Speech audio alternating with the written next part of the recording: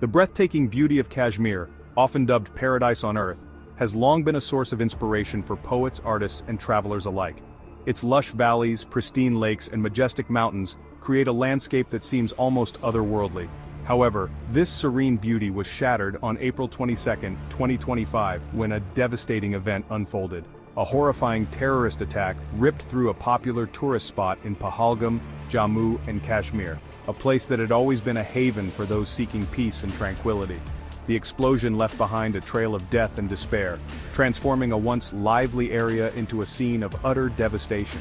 26 innocent lives were cut short in an instant, including 25 Indian citizens and 1 Nepalese national.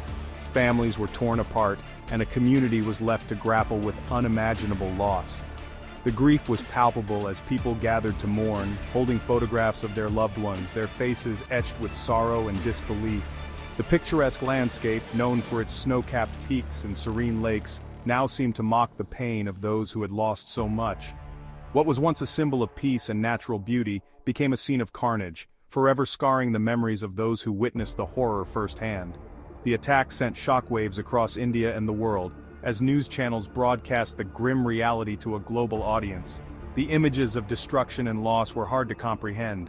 The incident cast a pall over what was supposed to be a season of joy and celebration, turning festive streets into scenes of mourning and silence. The vibrant tapestry of life in Kashmir, woven with threads of diverse cultures and traditions, was brutally rent apart by this act of senseless violence. The harmony that once defined the region was now overshadowed by fear and uncertainty.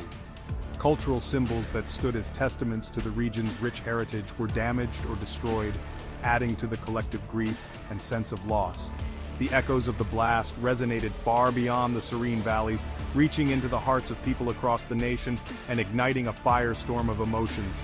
Anger, grief, and a thirst for retribution surged through the populace as candlelight vigils and protests erupted, demanding justice for the victims and a promise of safety for the future. India reacted swiftly and decisively, launching a series of actions that reverberated across the region and beyond, pointing the finger squarely at Pakistan, accusing them of being the masterminds behind the attack, while a previously unknown group calling themselves the Resistance Front claimed responsibility, citing India's 2019 revocation of Kashmir's special status as justification. India remained unconvinced. The Indian government believed that this was merely a front for Pakistan's covert operations. The Indian government wasted no time in laying the blame at the doorstep of Pakistan, stating that the evidence pointed towards their involvement, accusing them of harboring and supporting the terrorists. This accusation was met with strong denials from Pakistan, who called the allegations baseless and inflammatory. India's response was immediate and multifaceted, involving military, diplomatic, and economic measures. The Indian military was put on high alert, and diplomatic channels were buzzing with activity, targeting the diplomatic, economic, and people-to-people ties between the two nations. Trade agreements were scrutinized, and cultural exchanges were put on hold. India expelled half of the Pakistani diplomats stationed in New Delhi, a move that was both unprecedented and highly symbolic, reducing the staff from 55 to a mere 30. This drastic reduction was intended to send a clear message to Pakistan about India's stance on terrorism. This drastic measure was a clear signal of India's displeasure and a significant escalation of tensions. The Indian Prime Minister's stern demeanor during the announcement underscored the gravity of the situation. In addition to the expulsion, India also took steps to isolate Pakistan on the international stage. Key Pakistani defense personnel, including naval, air, and military advisors, were declared persona non grata, effectively cutting off military-to-military communication channels, were declared persona non grata, further straining the already fragile relationship. This move was seen as a direct challenge to Pakistan's military establishment, further straining the already fragile relationship. The border areas saw increased military presence, and diplomatic meetings became increasingly tense, signaling a new phase in the India-Pakistan conflict. Pakistan vehemently denied any involvement in the attack, dismissing India's accusations as a false flag operation intended to malign Pakistan on the international stage. They maintained that their country had no hand in the violence and accused India of using the tragic incident to further its own agenda in the Kashmir region. Pakistan responded in kind, mirroring India's actions with a series of retaliatory measures. They too expelled Indian diplomats from Islamabad, maintaining the tit-for-tat approach that has characterized the tumultuous relationship between the two nations. Trade, the lifeblood of any diplomatic relationship, was also caught in the crossfire. Pakistan suspended all trade with India, including any commerce conducted through third countries, effectively cutting off economic ties. To understand the current crisis, one must delve into the long and troubled history of Kashmir. This picturesque region, often referred to as paradise on earth, has been at the heart of a bitter and violent conflict for over 7 decades. The roots of the conflict can be traced back to 1947, the year of the bloody partition of British India into the independent nations of India and Pakistan.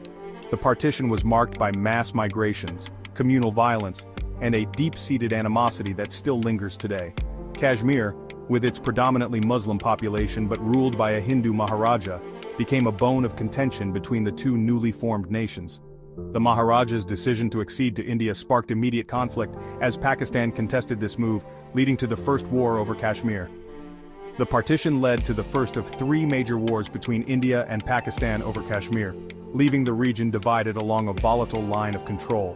This demarcation line, heavily militarized and fraught with tension, has been the site of numerous skirmishes and ceasefire violations. This unresolved dispute has been a festering wound, poisoning relations between the two countries for decades. The people of Kashmir have borne the brunt of this conflict, living under the shadow of constant military presence and political instability. Over the years, the conflict has claimed countless lives and fueled an atmosphere of mistrust and hostility. The human cost has been immense, with families torn apart, communities displaced, and a generation growing up amidst violence and uncertainty. The dream of peace in Kashmir remains elusive, as the wounds of the past continue to shape its present and future. Section 5. The Indus Waters Treaty, a lifeline under threat. In the midst of this diplomatic maelstrom, one particular action by India sent shockwaves across the international community: the suspension of the Indus Waters Treaty. This 1960 agreement, brokered by the World Bank, has been a rare example of cooperation between the two rivals, governing the sharing of the Indus River and its tributaries. The treaty is considered a lifeline for Pakistan, as the Indus and its tributaries are the primary source of water for its agriculture and a significant portion of its population. India's decision to suspend the treaty, even temporarily, was seen as a highly provocative move, raising concerns about using water as a weapon in the escalating conflict.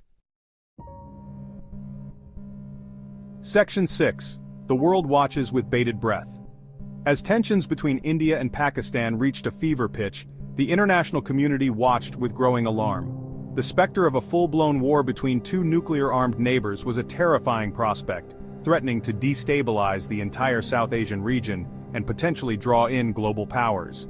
The United Nations, through its Secretary General, issued an urgent plea for maximum restraint from both India and Pakistan, urging them to engage in dialogue and find a peaceful resolution to the crisis. World leaders from across the globe echoed these sentiments, expressing deep concern over the escalating tensions and the potential for the situation to spiral out of control.